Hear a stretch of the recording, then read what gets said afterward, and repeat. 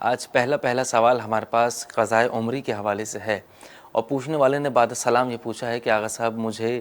یہ یاد نہیں ہے کہ میں کس دن بالغ ہوا تھا اور کون سے سال میں بالغ ہوا تھا، اور اس کے بعد سے اب تک جب کہ میں 40 سال سے زیادہ میری عمر ہو چکی ہے میں نماز پراپر نہیں پڑھتا، فقط جمعے کے جمعے نماز پڑھ لیتا ہوں، یا کبھی جب دل چاہا یا رمضانوں میں نماز پڑھ لی تو پڑھ لی، اور یہ بھی نہیں پتہ کہ کتنی ادا ہیں اور کتنی قضا ہیں۔ تو اب اگر میں حساب لگاؤں گا تو کس طرح سے حساب لگاؤں گا؟ زیادہ تر میں نماز نہیں پڑھتا، فقط جمعے کے جمعے، عید کے عید، یا رمضانوں میں جب زیادہ دل چاہا تب نماز پڑھ لی، اس کے علاوہ نماز نہیں پڑھی۔ تو اب نمازوں کا حساب کس طرح سے لگایا جائے گا، پہلا سوال۔ اور دوسری بات انہوں نے یہ پوچھی ہے کہ کیا میں کسی کو اجرت دے کر اپنی نماز قضائے عمری دے سکتا ہوں کہ آپ میری نمازیں ادا کرنے میں میری مدد کریں اپنی زندگی میں، یا میں یہ نہیں کر سکتا؟ اس کی وضاحت فرمائیے گا۔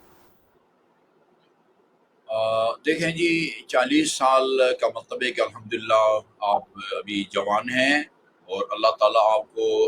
ایک بابرکت طول عمر نصیب فرمائے۔ دیکھیں، انتہائی اہم سوال ہے، اور اس طرح کے سوالات اور بھی بہت سارے مومنین کے ذہن میں ہوں گے کہ جن کو اظہار کرتے ہوئے بعض لوگ نہ وہ جھجکتے ہیں، اور میں سمجھتا ہوں کہ اپنی دینی ذمہ داری کا آپ کو احساس ہوا ہے، اور آپ یہ سوال کر رہے ہیں۔ انتہائی حساس سوال ہے۔ اگر دیکھیں، آپ جو ہے نا، جو اپنی تاریخ پیدائش کے بارے میں اگر آپ کے والدین بقید حیات ہیں تو آپ کو اگر معلوم نہیں ہے تو آپ کے والدین کو آپ کی تاریخ پیدائش کے بارے میں پتہ ہوگا۔ آپ کے جو اور قریبی رشتہ دار ہیں، ماموں ہیں، چچا ہیں، یعنی اس طرح کے لوگوں کو جو ہے نا آپ کے جو ہے نا تاریخ پیدائش کا علم ہو سکتا ہے، کم از کم سال کا جو ہے نا وہ علم ہو سکتا ہے۔ یہ ایک بات۔ دوسری بات یہ ہے کہ آپ اپنی زندگی میں اس کے ساتھ یہ ظاہر ہو رہا ہے کہ اکثر آپ نے نماز نہیں پڑھی، کبھی کبھار پڑھی ہے، تو میرا خیال میں احتیاط کا تقاضا یہ ہے کہ اگر تو آپ کی جو ہے نا وہ 40 سال فرض کر لیں، آپ کی عمر 40 سال ہے، تو آپ 40 سے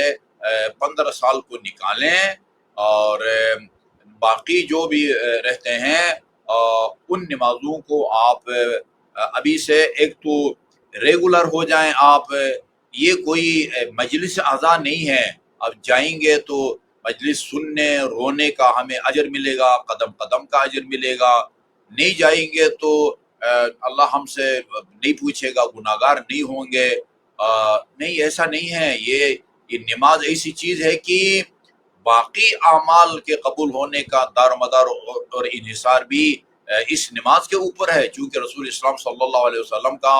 فرمان ہے، شیعہ سنی سب نے اس کو نقل کیا ہے، الصلاۃ عمود الدین۔ انتہائی حساس اور بلکہ خوفناک حدیث ہے یہ، الصلاۃ عمود الدین۔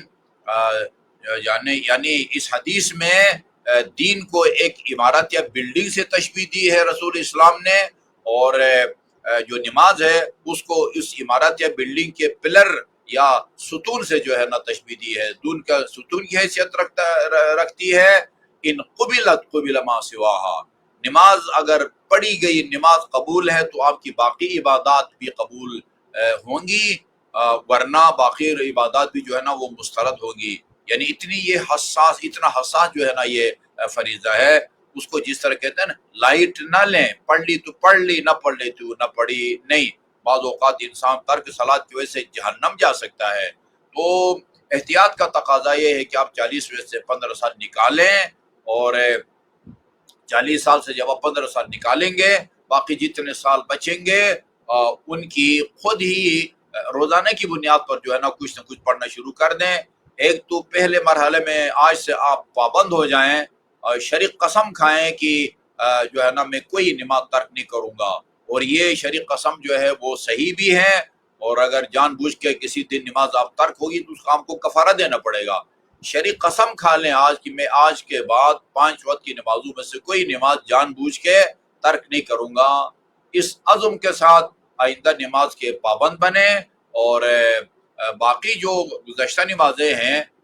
یعنی 40 میں سے 15 نکال کے ان کو پڑھنا شروع کر دیں صبح کی نماز کے ساتھ، ایک صبح، ظہرین کی نماز کے ساتھ جو ہے نا ایک ظہرین، مغربین کی نماز کے بعد ظہرین، اور اگر آپ کا ٹائم ہے اور حوصلہ ہے ایسی ترتیب سے جو ہے نا وہ دن میں 2 دن کی نماز پڑھیں، 3 دن کی نماز پڑھیں۔ اور آپ ایسے بھی کر سکتے ہیں کہ مثلا صبح کی نماز جو ہے نا مسلسل 10 دن کی نماز پڑھی، پھر جو ہے نا وہ ظہر کی 10 دن کی پڑھ لی، پھر عصر کی 10 دن کی پڑھ لی، پھر مغرب کی، پھر اسی طرح پڑھ لیں۔ جہاں تک آپ کے سوال کے دوسرے حصے کا تعلق ہے کہ آپ اپنی زندگی میں کسی کو ہدیہ یا معاوضہ دے کے پڑھا سکتے ہیں یا نہیں پڑھا سکتے، یہ آپ نہیں پڑھا سکتے جب تک ہمیں حیات باقی ہے، جب تک جو ہے نا وہ زندہ ہیں۔ آپ نماز ہو یا روزہ، نہ نماز کسی کو معاوضہ دے کے ہدیہ دے کے پڑھا سکتے ہیں، نہ روزہ رکھوا سکتے ہیں۔ عبادات میں صرف حج ہے، اگر حج آپ پر واجب ہوا ہے اور آپ مالی اعتبار سے تو استطاعت رکھتے ہیں، لیکن جسمانی طور پر آپ وہاں جا کے حج کرنے کے قابل نہیں ہیں، ڈاکٹر نے آپ کو سختی سے منع کیا ہوا ہے، آپ ہارٹ کے خدا نخواستہ مریض ہے اور جو ہے نا وہ ہوائی سفر پر پابندی لگائی ہے ڈاکٹر نے، ایسی صورت میں حج کے لیے آپ کسی کو اپنا نائب بنا کے بھیج سکتے ہیں۔ باقی نماز اور روزہ جب تک زندہ ہیں آپ جو ہے نا وہ خود ہی پڑھنے کے پابند ہیں، کسی اور کو آپ نائب نہیں بنا سکتے۔ اللہ آپ کو توفیق دے کہ پہلی فرصت میں اور جلد از جلد، جیسے قرآن کی آیت ہے وَسَارِعُوا إِلَىٰ مَغْفِرَةٍ مِّن رَبِّكُمْ وَجَنَّةٍ عَرْضُهَا السَّمَاوَاتُ وَالْأَرْضُ، اپنے آپ کو بخشوانے میں سستی نہ کرو، جلدی سے اپنے آپ کو بخشواؤ۔ اور وَسَارِعُوا فِي الْخَيْرَاتِ بھی ہے قرآن کی آیت ہے، کار خیر کی بجاوری میں تاخیر نہیں کرنی چاہیے۔ اور میں سمجھتا ہوں کہ جو ہے نا وہ پابند کی نماز کا جو ہوتا ہے وہ اور گناہوں سے بھی بچتا ہے۔ امیر المومنین کا فرمان ہے لا يزال الشیطان ذعیرا من ابن بنی آدم ما حافظ علی الصلوات الخمس، جب تک انسان 5 وقت کی نماز کی پابندی کرے شیطان خوف زدہ رہتا ہے۔ فاذا ضیعها، اور جس دن نماز 5 وقت کی نمازوں کو ضائع کر دے، ترک کر دے، اوقاہ فی العذاب میں، پھر شیطان کی جرأت بڑھ جاتی ہے اور پھر بڑے بڑے گناہوں میں جو ہے نا اس کو دھکیل دیتا ہے۔ اللہ تعالیٰ آپ کی توفیقات میں اضافہ فرمائے انشاءاللہ۔